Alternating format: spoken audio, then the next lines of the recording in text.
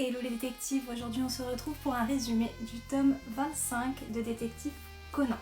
Alors on va suivre deux enquêtes dans ce tome et pour commencer j'ai été un petit peu perturbée dans la lecture parce que pour le tome 24 je vous avais dit qu'il terminait sur une histoire avec les hommes en noir qui faisait avancer l'histoire principale et dans ce tome on n'en parle plus du tout mais c'est même pas abordé, effleuré, rien du tout, t'as l'impression que ça s'est jamais passé.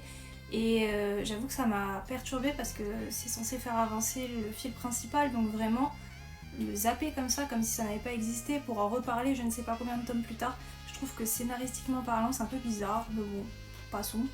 Donc dans cette première enquête, on va y suivre une histoire de meurtre dans une maison où en fait les victimes se retrouvaient pendues avec des fils comme des marionnettes et il s'avère que c'est la maison d'un marionnettiste.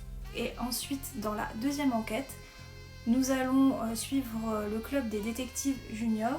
Ils vont s'avancer vers une grotte pour trouver le trésor qui est à l'intérieur. Et en fait, en rentrant dans la grotte, ils vont tomber sur trois bandits qui sont en train de transporter un cadavre.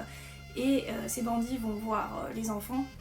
Et il va s'en suivre une course-poursuite et une cachette dans la grotte. Et d'ailleurs, dans cette enquête, Conan se fait tirer dessus.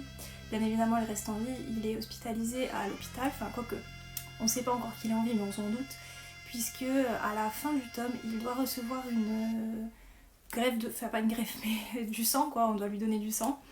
Et Ran propose de donner son sang à Conan, puisqu'elle dit qu'ils sont du même groupe sanguin, et en fait le doute plane à la fin du tome, où on se demande si Ran a compris ou non que Conan est Shinichi. Voilà, c'était tout pour ce petit tome 25. On se retrouve bientôt pour un résumé du tome 26 et n'oubliez pas qu'il n'y a qu'une seule vérité. Ciao!